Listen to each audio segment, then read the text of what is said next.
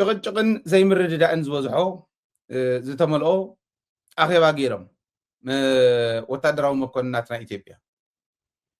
ዓበይቲ መራሕቲ ጀነራላት ዝበሃሉ ኣብ ዓበይቲ ናሽናል ኢሹስ ዝበሃሉ በቱ ወታደራዊ ናይ ሴኩሪቲ ካውንስል ዝበሃል ዝቀረበሎም ተዝቀረበ ኣጀንዳ ዝቀረበ ብኡ እዩ ግን ዓበይቲ ዝበሃሉ ጀነራላት ተሳቲፎም እዮም ኣጀንዳ ከበድቲ ኣጀንዳ እዩ ነይሩ እቲ ኩናት ክጅመር ምዃኑ ይገልጹ ናይ ህወሓት ጉዳይ ናይ ፋኖ ጉዳይ ናይ ካልእ ጉዳይ እንዳልዓሊኦም ነይሮም ተረዳድኡሉን ዘይተረዳድኡሉን ጉዳይ ከም ዘሎ መረዳእታታትና የመልክቱ ንኣብነት ከም ዝበልኩም ናይ ጀነራል መኮንናት ኣኼባ እዩ ነይሩ ኣብ ኣዲስ ኣበባ ጦር ሃይሎች ከም ዝነበረ እውን ኣረጋጊፅና ኢና ኣጀንዳታት እቲ ሓደ ምድላው ቲፒኤልኤፍ ዝግምግም እዩ ቲፒኤልኤፍ ተዳልዩ ድዩ ቲዲኤፍ ተዳልዩ ድዩ ሰራዊት ትግራይ ተዳልዩ ድዩ ስለዚ ምድላው ትግራይ እንታይ ይመስል ዝብል እዩ ነይሩ ምስኡ ተሓሒዞም ጉዕዞ ኦባሳንጆ ንትግራይ ከምኡ እውን ናይ ፕሪቶሪያ ጉዳይ መብርሂ ተዋሂብዎም እዩ ኣብ ናይ ቲፒኤልኤፍ ዝምልከት ኣብ ናይ ሰራዊት ትግራይን መንግስቲ ትግራይን ምድላው ዝምልከት ብሓፈሽኡ ብርሃኑ ጁላ እዩ መብርሂ ዘቕረበ ስለዚ እቲ መብርሂ ከቕርብ ከሎ ህወሓት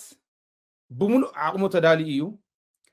90% መንእሰይ ትግራይ ሰልጢኑ እዩ እቲ ሕዚ ኣፍቲን ኣብ ማሕበራዊ ሚድያን ኣብ ካሊእን ዝፅሕፍን ዝብልን ትርእይዎ 1% እውን ኣይኮነን ልዕሊ 90% እዩ እንዳውም ዝብሎ ልዕሊ 90% ተዳልዩ እዩ ይብሎ ሰልጢኑ እዩ ተዳልዩ እዩ መንእሰይ ይብል ህዝብና እውን ብደንብ ክርድኦ ክእል ኣሎ ናብዚ ክምለስ እየ ናብታ 90% ክምለሳ እየ ስለዚ ልዕሊ 90% መንእሰይ ትግራይ ሰልጢኑን ተዳልዩን እዩ ሰፊሕ ዓውደ ግንባር ዝሽፍን ውግእ ክኸፍት ይኽእል እዩ ህወሓት ሰፊሕ ዓውደ ግንባር ምኽፋት ጥራሕ እንተይኮነ ህወሓት ዝሓብኦ ዘመናዊ ፅዋር ከም ዘለዎ ሓዊኡ ዝእተዎ ሓድሽ ዘመናዊ ፅዋር እውን ከም ዘለዎ ይግመት ኢሉ እዩ ዘቕምጦ ይግመት ኢሉ የቕምጦ ስለዚ ኣብቲ ምግማት እውን ክንመሃረሉ ክንክእል ኣለና ቅድሚ ሕዚ ኣልዒለ ነይረ ኢትዮጵያ ክንዲዚ ድሮን ኣለዋ ክንዲዚ ኣለዋ ዝብል ኣብ ሶሻል ሚድያ ምስ ወፀ ንሕና እውን ኣቕሪብናዮ ኣነ ከም ሃይለ ዝደሊ እቲ ማክሲማም ንኣብነት 2,000 ድሮን ኣለዋ እንተተባሂሉ 2,000 ድሮን ምስ ዘለዋ ዓዲ ኢና ክንገጥም ኢልካ ምድላው እየ ዝመርፅ ኣነ ሳቶም እውን ከምዚ ተባሂሉ ይግመት ኢሎም እንታይ እዮም ኮይኖም ክመፁ ክንሪኦም ኢና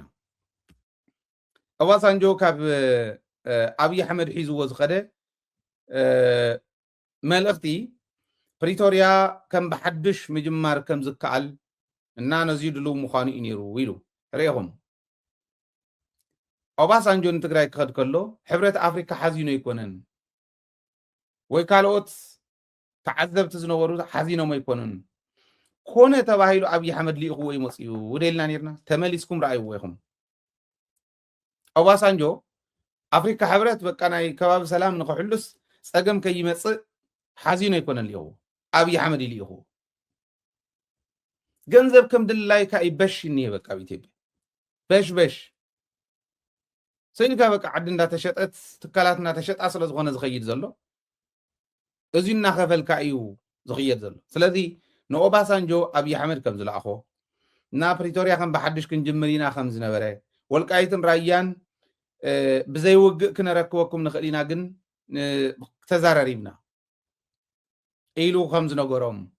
እና መራሕቲ ሕወሓት ግን ሕወሓት ድሕሪ ሕዚ ምስ ማንም ክትደራደር ከም ዘይትኽእል ከም ዝነገርዎ ምስ ማንም ሕዚ ድሕሪ ሕዚ እንደራደሮ ነገር የለን ምን እንደራደሮ ሰብ እውን የለን እንደልዮ ሽግግር መንግስቲ ምጥያሽ እዩ እዚ ከዓ ምስ ዝተፈላለዩ ስቴክሆልደርስ ተዘራሪብና ክንገብሮ ኢና ሕዚ ምስ ማንም ሃገር ክንደራደር ንኽእልን ከደራደር ዝኽእል ዓቕሚ ዘለናን ኢና ኢሎሞ ኢሉ ብርሃኑ እዩ ዘቕርብ ዘሎ እዚ ሓሶት እዩ እቲ ኣብይ ኣሕመድ ሊኢኽዎ ትብል ሓቂ እያ ባዕሉን ድሕረ ጽደቓ ንሃና ጥርጣረውን ንስእዩ ናይ ኣፍሪካ ሕብረት ኣይኮነን ኣፍሪካ ሕብረት ከም ቱል ተጠቒሙ ይኸደሎ እምበር ናይ ኣፍሪካ ሕብረት ልኡኽ ኮይኑ ይከደን ኦባሳንጆ ናይ ኣብዪ ኣሕመድ ልኡኽ ኮይኑ ይኸይዱ ነገር ግን ዋላ ልኡኽ ኮይኑ ሒዙ መፅዩ ወልቃይትን ራያን ከምዚ ዶ ክወኩም ኣይበለን ራያ ኮብ ኢድና እዩ ዘሎ እንታይ መን ወሃብ ኣድሊና መን ይወሃብ ኣድሊና ናይ ራያ መሬት ሙሉእ ብሙሉእ ራያ እኮ ኣብ ኢድ ትግራይ እዩ ከምስሉ ክዛረቡ ከለዉ ወልቃይትን ራያን ክብሉ ከለዉ ሓቂ ዝመስል በቃ ኣብ ኢዶም ዘሎ እዩ ዝመስል ጸለምቲ ንኽእቢሎም ራያ ኮፍሪሶም እዚኣ ምስ ፈረሰት ድሕሪኡ ዘለዎም የብሎም ነብራያ ኣብ ጸለምቲ ኣለዉ ኣብ ምዕራብ ትግራይ ኣለዉ እዚአን ከዓ ከም ልሰን እዩ መሪሕነት ትግራይ ከም ልሰን እዩ ሰራዊት ትግራይ እቲ ዋና ነገረው ዘልዕልዎ ዘለዉ ግን እዝን በስቂለ ብስታይ ክወኩም ብዘይውግእ ክወኩም ኢልዎ ምስ እምብለ ኢሎም ክበሃል ከሎ እቲ ዝሞተ ፖለቲከኛ እውን እየኣምናን እዚኣ ምክንያቱ ሕወሓት ከም ውድብ ሰራዊት ትግራይ ከም ሰራዊት ናይ ኩናት ባህጊ የብሎምን ካብ ህዝቢ ትግራይ እንዲኦም ዝቅድሑ ህዝቢ ትግራይ ሰላም እዩ ዝደሊ ህዝቢ ትግራይ ሰላም እዩ ዝደሊ እንተኢልና እዞም ሰባት እዚኦም እዞም ውዳበታት እዚኦም ሰላም እዮም ዝደሊ የለን ኣብዪ ኣሕመድ እውን ከምኡ ይበለን ኣይበለን እተን ሒዝዎን ዘሎ መሬትና ብዘይ ምንም ውግእ ክህበኩም እየ መሬትኩም ክመልስ እየ እንተኢሉ ናብ ውግእ ዘኽይድ የብሎምን ካሊእ ሰብ መግደፍዎ ሽማግለ የድልዮምን ኣነ ክውድኦ እኽእል እየ ኣነ ተራ ሰብ ተራ ትግራዋይ ክውድኦ እኽእል እየ ከመይ ከም ዝሓስቡ እንታይ ከም ዝሓስቡ መራሕትና ስለ ንፈልጦ ማለት እዩ ካሊእ ሰብ የድልየካን ካሊእ ሽማግለ የድልየካን ካብ ካሊእ ዓዲ ዝመፀ ወይ ዝኾነ ኦባሳንጆ ስለ ዘይባረኾ ዘይሰርሕ ተባሂሉ ዝቕመጥ ነገር የለን ኩናት ኣይደልን መሬትኩም ውሰዱ ናብ ሕገ መንግስቲ ንመለስ እንተኢሉ ኦኬ እቲ ካሊእ ብሕገ መንግስቲ ንቕፅሎ ከፍ ኢልና ንዘራረብ መሬትና መሊስካ እስካዕ ዝሃብካ ግን ኩናት ኣይንደልን ንሕና ቀላል እያ ነይራ ስዘየለ ምዝራብ ግን ምንታይ ኣድልዩ እንተኢልኩም ኣብ ኢትዮጵያ እንተለቶም ጀነራላት ዓበይቲ ኣብ ላዕሊ ዘለዉ ክልተ ሰለስተ ዝመርሕዎ እምበር ሓሲቡ ኣስተንቲኑ ፖለቲካ ተረዲእዎ ትሽርሒ ተረዲእዎ ዝቃለስ ዘሎ ሰብ ብዙሕ ኣይኮነን ነዚኦም ወታሊሎም ሰዲዶም እቲ ዝበሃል ዘሎ ኣብዪ ኣሕመድን ዝኾኑ ውሱናት ሰባትን ጥራሕ ዝፈልጥዎ ስለ ዝኾነ ከምዚኣ እያ ነይራ ተባሂሉ ሓሶት ኣስኒቖም ንምስዳድ ዝበልዎም እዩ ሓሶት ኣስኒቖም ዝሰደድዎ ነቲ ዝተረፈ ሰራዊት ሓሶት እዩ ዘስንቕ እዚኣ እናኾነት ብሓሶት ዝተሃነፀት ግብረእከ ኣብ ልዕሊ ትግራይ ንምፍፃም ንኸኽእሎም እዮም ዝኸዱ ዘሎ ሽግግር መንግስቲ ኢና እንደሊልስ ሕወሓት ሓቲቱ እዩ ዘሎ ኣይበለን መሬት ይሃውኒ ኢሉ እንታይ ኢትና ሽግግር መንግስቲ ንብል ናብ ኢትዮጵያ ዝምለስ ትግራዋይ የለን እያ ሕዚ የለን ብሕልና ኣገዲድካ ዝኾነ ህዝቢ ኢትዮጵያዊ ኹን ክትብሎ ይትኽእል ምስ ኢትዮጵያ ኮይና ክንቅፅል ኣለና ዝብል ተሓሳስባ ዘለዎ ትግራዋይ የለን ብጀካ ጻድቃን የለን ጻድቃንን መሰላቱን ኩሉ ይኽእሉ ኮኑ ይኽእሉ እዮም ስለዚ እዚኦም ኩሎም ሓሶት እዮም ክብለል እየ እቲ 90% መንእሰይ ሰልጢኑ ዝብልዎ ዘለዉ ሪኢኹም ኣብ ማሕበራዊ ሚድያ ዘሎ ዝዕግርግር ዘሎ ኣነ ብናተይ ኣናሊሲስ ማሕበራዊ ሚድያ ተጠቃሚ ዝኾነ ትግራዋይ 1% ኣይኾነን ብናይ ትግራይ በዝሒ ህዝቢ ተጠቃሚ ዝኾነ 1% ኣይኾነን ስለዚ 1% ዘይኾን ተጠቃሚ እሞ ካብቲ 1% እውን ዝተወሰኑ ዝዕግርግሩ ጥራሕ ዘለውዎ መንእሰይ ትግራይ ኣይስልጥንን እምብለይልዎም እዩ ከምዚ ዶ ህዝቢ ምሳናይ እንዳበሉ ስለ ዝዕገርገሩ ሓቅነት ከም ዘይብሉ ባዕሎም የውፅዎ ኣለዉ ይፈልጥዎ እዮም መንእሰይ ትግራይ መሬትካ ክተምልስ ተባሂሉስ ኣይ መሬተይ ይምልስን ኢሉ ዝድቅስ መንእሰይ የለ ኢሎም ክሓስቦ ይኽእሉን ትግራዋይ መን ምዃኑ ትግራዋይ ከመይ ምዃኑ ይፈልጥዎ እዮም ንምንታይ ዳ እዮም እንዳፈለጡ ሓፈሳ እኒሄ ግፋ እኒሄ እዚ እኒሄ እንዳበሉ ዘውሩ እዩ ደኣ ቁፅሪ ሓደ ታናቶም ሓይሊ ፕሮፓጋንዳ እዩ حصوت من زحيب حصوت دقاقيم كحق ممثالي كم تاز نقرأكم دربية زل علاي تسنن دقاقيم ما زأمناي تسنن دقاقيمهم حصوت دقاقيمهم يؤمنوا مو بوع نبي مقفاف دقا فميقركم تقفوا قال لنا نحن عقرقر كنبلي كوم زبالة ترؤية تاتين براني يكون نزل زلو حزب خالي برونج من قد خيت ردوني ترؤية تاتني رمي تلو غزل لو مسوات سرحوا يومي لي إذا أمنا مخنياتو ناب سراوي تقراي ناب زملكتهم دويلنا ناب حوحات ناب زملكتهم دويلنا قفاز بحالة بتقراي كله يندلن هم زي عين الترؤيتات بتزوج أهم مردات هذا دبي تزوج مرداتها قال محتاجون غيرنا أنا يا قفان هيزول سوا بتهزوج أهم مسارات تأذى زوريدنا لنا قفاز بحالة يهلن إيمين كاتك على سو من سي كل زلوا زي أخم قبر زي أنا خد قبر تزراريبنا لنا إلهم يوم دحريون قدمين زغورو زنورغن سب أجندا سبت الأخوة سبت الأخوة حدا شماغل سواي أبسلمت السفرة من سي تقراي مريت كاخ تملس من النت كاخ تخبر حقر النت كاخ تخبر بملو عرس أمنت كتلعال كتكلل لك كاخ نبل كلنا نافتم بانداتات أبعد ما إرقانهم حدا أقرأ من أقول قاد مستردو عجو جوزولو ناب باندان نتستغيرو كاب سر باندان ناب باندان نتستغيرو حماقات إزيوم كي يتالو وصل السرحنا بيتا سبكا تفلطوم يلنيرو شالك حدش تفلطوم من فرقان بيتا سبي تفلطوم من فرقان يترفد حدش ما قله كالي يقون منهم كقورم زي يخيل مخانهم تقالست مخانهم تقاليسهم زقالسو مخانهم تفلطوم من فرقان أبيتا سب زخون نجر قبريلو يبقعها قبرمو يبقعها دنقرو مخانو نايش ما قله دنقرو مخانو ቤተሰበይ ደሞ በትግራይ ቤተሰበይ ጥራሕ ደሞ በትግራይ ዝኒው ቤተሰቡ የለውን ከምቲ ከምኡ ድንቁርና ዘለዎ መንገዲ ይኽየድን እምበር ዝኾነ ነገር እንተዝግበር ነይሩ ኣይገብሮን ሽማግለ ተውሳኹ ንባዕሉ ብምርኩስ ተደጊፉ ዝኸድ ሰብኣይስ ከላሽን ተሸኪሙ ሓንቲ ስድሪ ክኸድ ዘይኽእል ሰብኣይስ ንሃይለ ከምኡ ገይሩ ከፈራርሕ ምሙኳሩ ድንቁርና እዩ ከም ቤተሰብካ ቤተሰበይ እዮም ተጋሩ እዮም ማንም ከይነኽኦም ክንዲ ዝኽኣልክዎ ዝሕልዎም እዩ نبيتسب هاي لخيدكا خبلين تلكا كنت فلطو من فرقاني خا أفت سرباندا زنور كالو سرباندا خوينو مساخا زخودو زنورو تأمر سرحو بيتسب كم زلو نتفلت تقال استمخانم بيتسب يتفلت عري اخنا قروا ساني حمد سيخ أولو دولي نيشتلات جن كم زولا إرغان كتتشمال كاللغا من الباش ناي أمرو شقر زغط أمخوني أغزاء سرقيرم ديم زو علوة مسكينة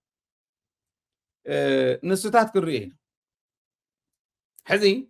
تمنسي تقراي تلعال كنولو خلنا سلطن كنولو خلنا نمنقص تقراي ون بوليتيكا وعلامة كانت صرينا نولو صغيرنا يكوننا كوم تقدم حزي برتاوي قال سخن قبر علامانا نتصوريو اين قزاين ارعد مقزاتنا ما اقرنا يتسكال انتواهيلو موصا طرح اغلى يكونن حزي دا دويت الله سو اغلى يكونن حزب تقراي حتى ظلوه اوكي من سي تقراي حتى ظلوه حراي كنقالسينا جن انت اي بوليتيكا وعلاماكم ناي برتاو قالس علامانا نصوري ارعد مقزاتنا ما اقرنا يتسكالني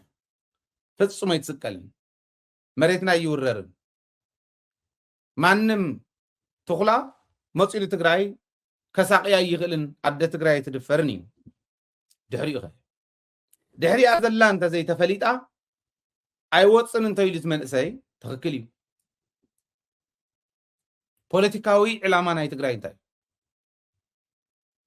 زي اخذ نصرك تكل الله نمنتاي مسيلكم برتاو قال سم سعرنا دبر برهان كو بصينا تقراي دامو كم تاز حسوان اشتين دي كند جنبار وطط تكون عدي اذا كل بوتات فنصيحه تكدكلا شعبيه بوزيو انت زياتو نيروم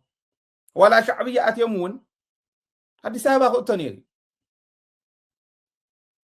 በዓል ጻድቃን እቶም ፖለቲካዊ ዕላማ ዘይነጸሩ መራሕቲ ኢልና ዘቐመጥናዮም ጉዳጉድ እንተዘየምፁልና ኣይመተመለስናን እቲ ጉዳይ ተነፂሩ ነይሩ ሕዚ ኢትዮጵያ ክንከዲና ኣይኮነን ዝብል ዘለኹ ሕዚ ንኢትዮጵያ ገፁ ገይሩ ሸይን ትግራዋይ እውን ክህሎ ይደልዮና ትግራይ ትበሃል ሃገር ክምስርት እየ ዝደሊ ናተይ ሕልሚ ንሱ እዩ ምክንያቱ ምግፋሕ ምስፋሕ ምዕባይ ስለ ዝፀልእ ኣይኮነን ዓባይ ሃገር ምዃን ዝበለፀ ተደማፂ ኢኻ ትኾን ኣብ ዓለም ተረባሒ ኢኻ ትኾን ሓደ ኢኮኖሚያዊ ማሕበረሰብ ብምስራታ ይሆደግ ኢትዮጵያ ተጠቂሙ ኩሉ ማሕበረሰብ ተጠቂሙ ዋላ ክንዲ ዝኸፈልናይ መስዋዕትነት ተዘይተጠቀምና ንሕና እውን ካብቲ ዝነበርናሉ ሰከንደሪ ዜጋ ናብ ማዕርነታዊ ሓድነት መፂና ክን ኣብቲ ዝበፅሓናዮ ክንበፅሕ ተገይሩ ምስፋሕ ፅቡቕ ነይሩ ነገር ግን ንዓና እንዳበልዑ ዝሃጥሩ መላፍንቲ ኣየድልዩና ስለዚ ዓርስና ክንሕሉ ናይ ግድን ይኸውን ማለት እዩ እዚኣ ስለ ዝኾነት እያ ስለዚ መንእሰይ ትግራይ ክቃለስ ኣለዎ ነገር ግን ክቃለስ ከሎ ንዓተቃለስ ንዓሰልጥን ክበሃል ከሎ ኦኬ ፖለቲካዊ ዕላማኹም እንታይ ሃገርነት ድዩ ተመሊስኩም ኣብቲ ዝነበርናሉ ጭቃ ድዩ ወይስ ንሳዲኹም ሉዝ ክትገብርዋ ሉዝ ፌዴሬሽን ናብ ኮንፌዴሬሽን ክሳገር ወይ ሉዝ ኮንፌዴሬሽን ዝበሃል እውን ኣሎ ኮንፌዴሬሽን እውን ናይ ባዕሉ ደረጃ ኣለዎ ስለዚ ሉዝ ኮንፌዴሬሽን ዲኾን ኮንፌዴሬሽን ምስቶም ካልኦት ስቴትስ ዲና ክንኮን ምስቶም ካልኦት ምሳና ዝቃለስ ዘሎ ዲና ክንኮን ከምዚዩ እቲ ፖለቲካዊ ዕላማ ንፁር እንድሕር ኮይኑ መንእሰይ 90% ጥራሕ ኣይኮነን ከምቲ ብርሃኑ ዝበሎ 100% መንእሰይ ትግራይ ክቃለስ ኣለዎ መሪሕነት ትግራይ ዘመናዊ ኩናት ተተኸፊትልና ዘመናዊ ኩናት ክኸውን ናይ ግድን እዩ ኣብ ዘለና ኣብ ልዕሊ ዘለና እናተወሰኸ ኸይድ ይኣኽለና ዝበሃል ነገር የለን ኣብ ልዕሊ ዘሎ እናተወሰኸ ድሮን እንተኮይኑ እውን ፀረ ድሮን እንተኮይኑ እውን ካልኦት ሚሳይላት እንተኮይኖም እውን እናተወሰኹ ኸዱ ዲፕሎማሲ እንሰርሖ እውን እናገወደ ኸድ ኣብ ሚድያ ዘለና እውን ከምኡ ኣብ ውሽጢ ዘለና ረድድእ እውን ከምኡ እንደውም እቲ ቤዙ ናይ ኩሉ መሰረት ኣብ ውሽጢ ዝኒሄ ናይ ፖለቲከኛታት ሓድነት ናይ ኣዘት ሰራዊት ሓድነት ኢትዋና ክኸውን ማለት እዩ እዚኦም መሰረት ገይሩ ዝኸይድ መሪሕነት ክህልወና ውሽጢ ይደላል ስለዚ እዚኦም ሓቲቱ ንዓተ ቃለስ ተተባሂሉ ድሕሪ ጠጠው ይብል እንት መንእሰይ ንዓተ ቃለስ ክዓትብሎ እውን ጠጠው ይብል ፖለቲካዊ ዕላማ ኻነ ፂርካ ጥራሕ ንገሮ እምበር ጠጠው ይብል እዚኣ እታ ናተይ ኣብቲ ኣጀንዳኦም ሓይልታት ፋኖ ናይ ውግእ ስልቶም ናይ ሓይሊ ሚዛኖም ዝምልከት እውን ገምጊሞም እዩ እዚ እውን ገምጊሞም እዩ ፋኖ ናይ ስልቲ ናይ ውግእ ስልቱ ወያነ ዘለዎ ይመስል ዝብል ኣቕሪቦም እዩ መከረኛ ወያነ ስለዚ ናይ ፋኖ ናይ ውግእ ስልቲ ወያነ ዘለዎ ይመስል ሕልኽልኽ ዝበዝሖ ኮይኑ መትሓዝን መጨበጥን ዘይብሉ ኮይኑ መትሓዝ ተሳኢንዎ ስለዚ ወያነ ኣለዎ ማለት እዩ ሕስ ወያነ ኣሎ ኢሎም የማነ ፀጋም መረዳእታታት ዘዛውዑ ዘለው ወያነ ከም ዘሎ ብተግባር ስለ ዝረኣዩ ይኮነ እቲ ኮይናት ደይርእይዎ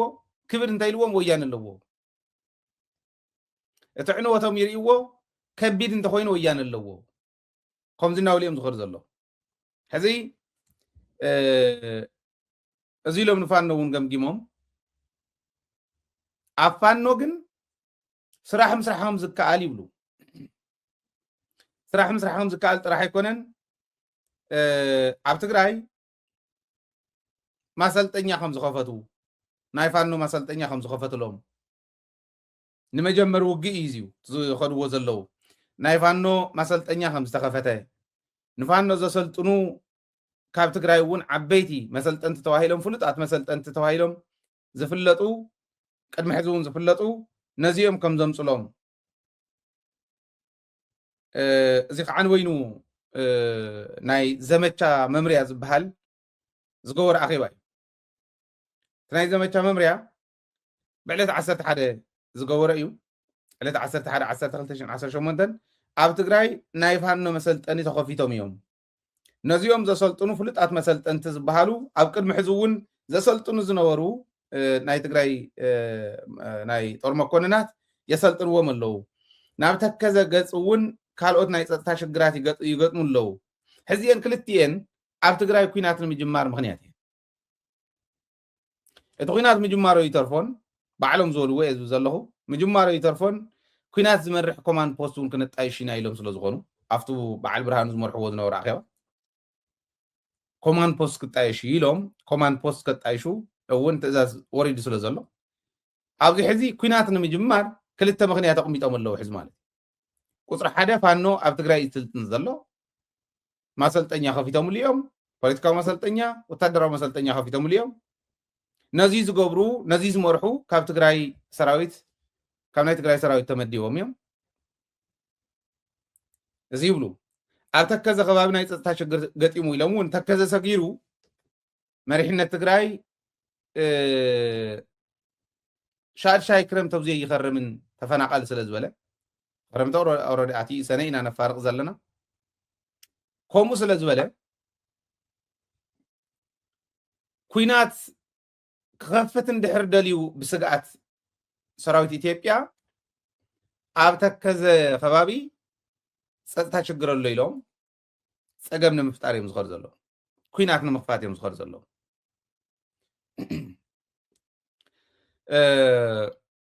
እቲ ናይ ፋኖ እውን ትግራይ ክድብድቡ እንድሕር ኮይኖም ፋኖ ኣብዚ ከባቢ እዩ ዘሎ ኢሎም ዜና የውፁ እንታይ ኣለዎ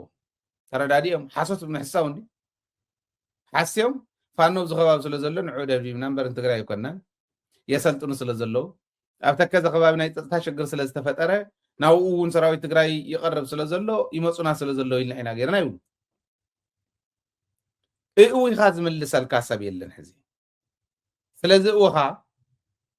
ኣይትምፁኑ ስለ ዝበልካ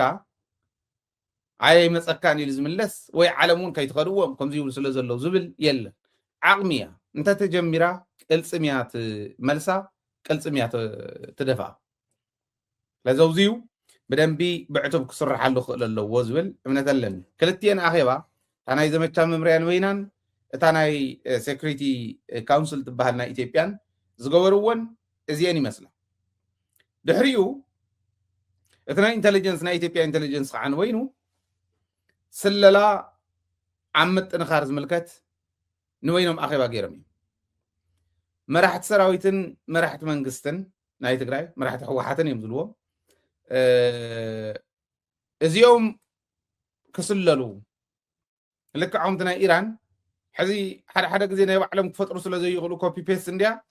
እታ ናይ ኢራን መራሕቲ መዓዘ እዮም ዝእከቡ ሻይ ቡና ዝብልሉ ቦታ በእዩ ተኣኪቦም ዝዘራረብሉ በእዩ እነመን ይቀራረቡ ዝብሉ ሰዓት እንተይተረፈ ንመሓዝ እዩ እዚታት ተስተውዒልካ ምኻድ የድሊ እዚ ንምግባር ባዕልና ኣቲና ካብ ኢትዮጵያ ኣትዮም ክሰርሕዎ እዮም ዝብል እምነት የብሎምን ድሌት የብሎምን ጽላኣት ዘለዎም ኣብ ትግራይ ብፍላይ ኣብ ልዕሊ መሪሕነት ሰራዊትን ውድብን ጽላኣት ዘለዎም ምፍላይ ሓደ ኣጀንዳ ኢሎም ሒዞም ኣለዉ እዚኦም ስለላ ኣብቲ ሕዚ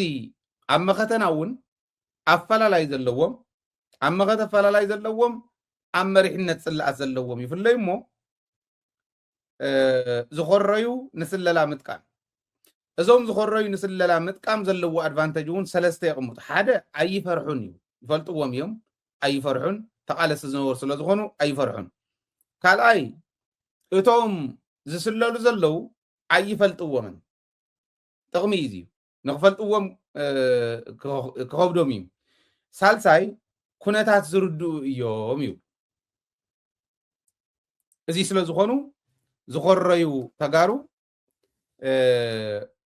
ንስለላ ክጥቀሙ እዚዩ ናይ ኢትዮጵያ ናይ ኢንተሊጀንስ ኤንድ ሴኩሪቲ ኣኼባ ዝበልዎ እየ ዝዛረብ ዘለኹ ሕዚ እቶም ዝኸረዩ ኣብዙይ ጥራሕ ኣይኮኑን ዝኸረዩ ኢሎም ዝኸዱ ዘለዉ ሪኢኹም ትኽፍተትና ምኹራይ እዩ እኒሄ ማለት እዩ ኣብ ሰለስተ ቦታ ነጊረኩም እየ ሓደ ሚድያ ካልኣይ ከየንቲ ሳልሳይ እዞም ሕዚ ንስለላ ዝጥቀሙ ዝበሃሉ ዘሎ ዝኸረዩ ሰብ ሚድያ ዝኸረዩ ማሕበራዊ ሚድያ ተጠቀምቲ ሒዝና ናይ ሚድያን ፕሮፓጋንዳን ስራሕትና ክንሰርሕ ኣለና እዚኦም እንተሒዝና ነዚኦም ጠቕላላ ነዞም ሕዚ ንባንዳ ዘበለ 2.4 ቢልዮን ብር ተመዲቡልን 2.4 ቢልዮን ብር ንባንዳ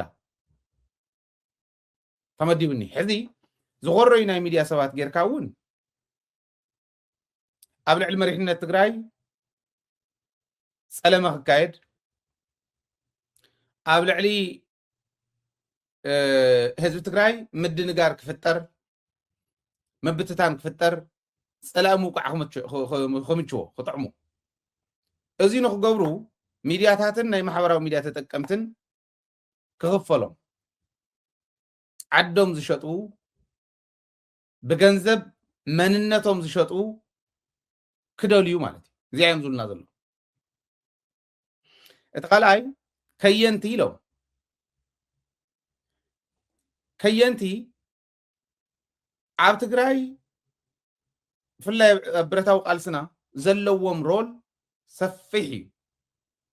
ናይ ከየንቲ ሮል ሰፊሕ እዩ እዚኣ ስለ ዝፈልጡ እቶም ምስ ኣብዪ ኣሕመድ ፀሚዶም ዝኔው ተጋሩ ከየንቲ ንሓዝ ዝተኸረፉ ከየንቲ ስለ ዘለው ፀረ መሪሕነት ትግራይ ዝኸዱ ከየንቲ ስለ ዘለው እዚኦም ንሓዝ ኢሎም እዮም ዝኸድዎ ዘለው ማለት እዩ እቱ ሳልሳይ ንስለላ ዝጥቀምሎምስ ዝተኸረፉ እዮም ሕዝስ ኮሪኻ ከያናይ ኮንካ ሚድያ ኮንካ ዋላ ዝኾንካ ናብ ስለላ ተኣቱ ስለ ዝኸረኹስ ንትግራይ ክሸጣ እንድሕር ኮይነ መን እያ ኣነ መን ይኾን ኣነ ትግራይ እንተሸጥካያ ምስ እከለ ዝበሃል ምስ ሃይለ ስለ ዝተኸረፍካ ትግራይ እንተሸጥካ ኦር ናፍቶም መራሕቲ ንኸይድ እሞ ምስቶም መራሕቲ ስለ ዝተኸረፉ ትግራይ እንተሸይጦም ንትግራይ እንተሰሊሎም ገንዘብ ሒዝካ ናብ ኢኻ ትኸድ ናብ ኢኻ ትኸድ ትግራይ እንተተወሪራ ትግራይ እንተዘይሃልያ መንነትካ እንተዘይሃልዩ ገንዘብ ሒዝካ ናበይ ትኸድ እያ እታ ክትምለስ ዘሎ ናብ ኢኹም ክትከዱ ከምኡ ትገብሩ ኣለኹም ክብል ኣይክእልን እንተዘይህሉ እውን እየ ዝመርፅ ግን ኣለው ሰኢልና የለውን ትግራዎት ከምዘይ ንገብርን ኢልና ክንከድ አይደለም ምክንያቱ ኣለው እዮም እኒው ገንዘብ ተኸፊልዎም ኮይም ኣዲስ አበባ ከይዶም ፀረ ትግራይ ተሰሊፎም ዝኒው ንሪኦም ደለን ስለዚ ብዓይነ እንዳረኣኽዎ